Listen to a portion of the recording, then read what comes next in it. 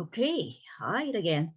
So I hope by now you have watched the first mini recording, understand what is observation, and also understand how to connect your observation to the daycare work. So the second mini recording will be on the anecdotal record. So again, that's the first look at what is the anecdotal record. Here I have a very short definition. It is a short story about a significant incident recorded by an educator. So you see that I highlighted two words. The first word is a story. So when you see the word story, you should know that anecdotal record is a narrative. And you can refer to our textbook, take a look. It says so, that anecdotal records is a narrative. And now in the field placements, every time when you're doing a journal, a diary record, that is also a narrative. And when we are writing a narrative, the very important thing is that we keep the time sequence. What happens at the very beginning, in the middle, and the end. Okay. The second word I'd like you to pay attention to is the significance. So, which means important, right? So what is important? What you see and hear, it should be related to your goal. So when you set up your goal in your observation in this module, that you are deciding which specific domain or skill that you would like to learn about a particular child. Okay, so please remember that relate what you have observed to your goal. So for example, if you have chosen to observe a child's fine motor skills, then of course you're gonna be paying attention to his or her hand movements, as well as the eye-hand coordination, right?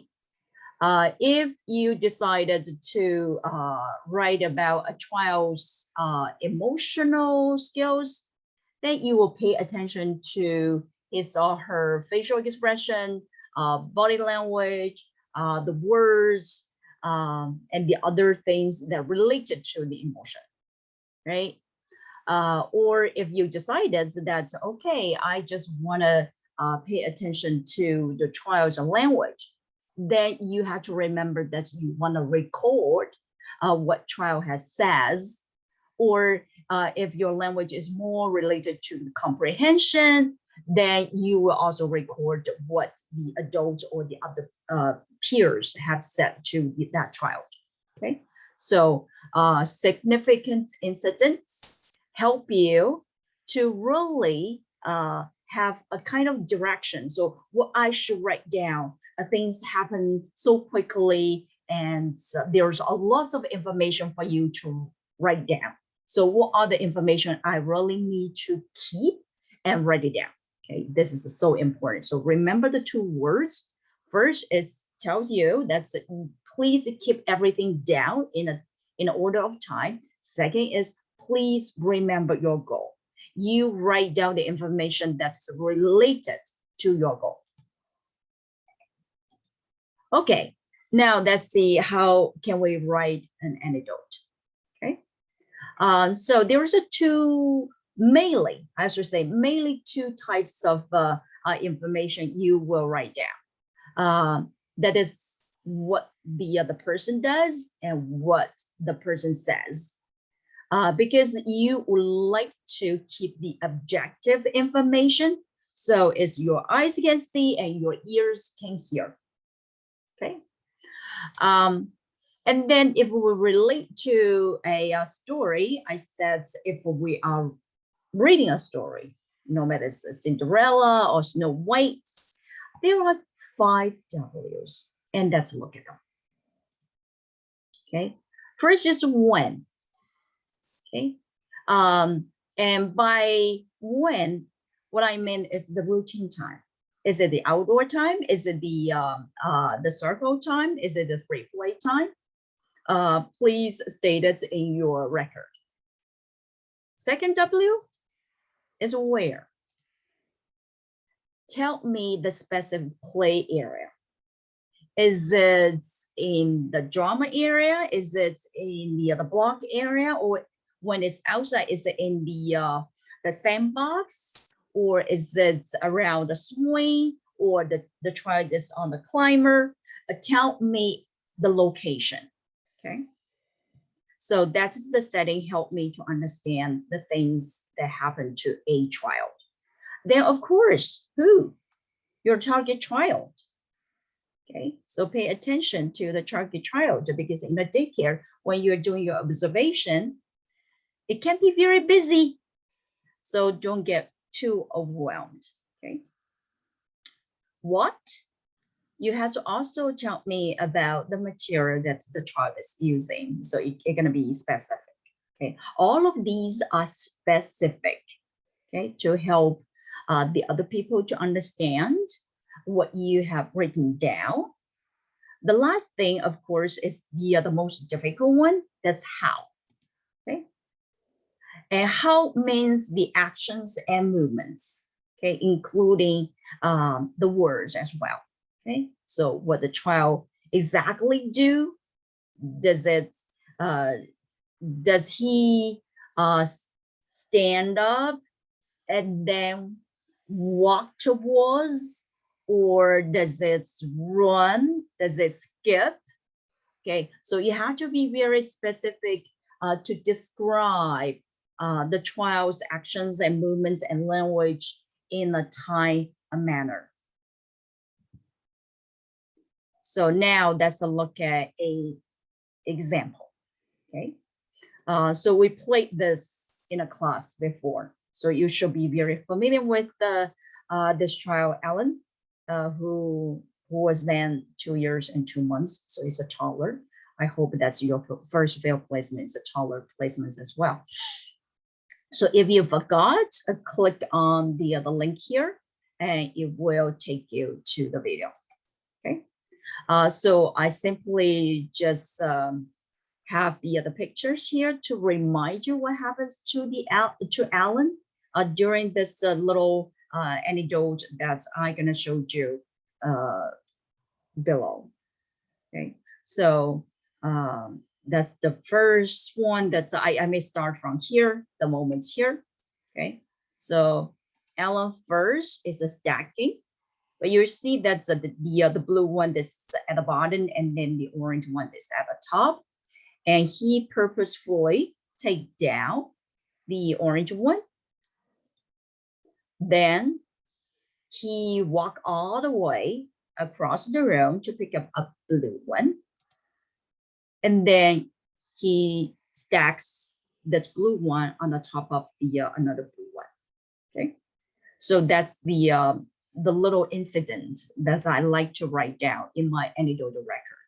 Okay, how can I write it down? And using only the objective language that focus on what I see and what I hear. Okay, so here will be the example. So you see that it's a rainy day.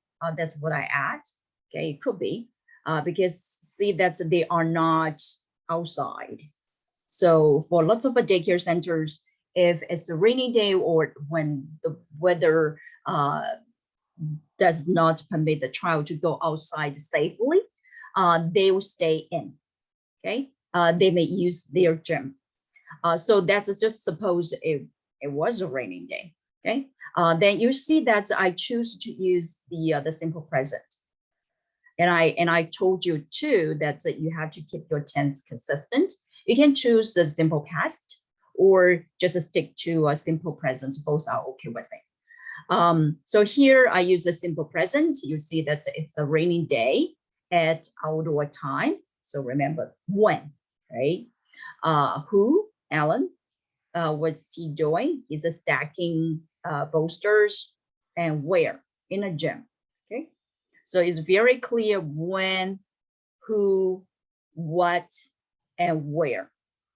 It's explained in the first two sentences. Usually you will see that's in your first sentence. So you basically describe the situation, okay? And this is the only sentence that you're probably going to use the present progressive, okay? Then starting from the second sentence, you will keep using the simple present. So you see that I focus on the actions and movements, and I follow the time order, right?